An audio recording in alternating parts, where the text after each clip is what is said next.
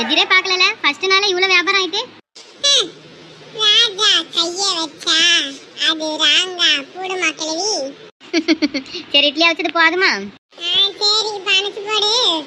Customer வர வர பாத்துக்கிடுவோம். சரி. அந்த பணத்தை கொண்டால. இது மொத்தமா வியாபாரம் ஆனதுக்கு அப்புறம் பிரிச்சு எடுத்துக்கிடுவோம். சரி சரி கொடுத்தா சரி. என்னப்பா வேணும்? ஆமா பாட்டி, இது நாள் வரைக்கும் எங்க கடை கிடையாதுல்ல. ஆமா இன்னைக்கு தான் போட்டிருக்கு இந்த கடை.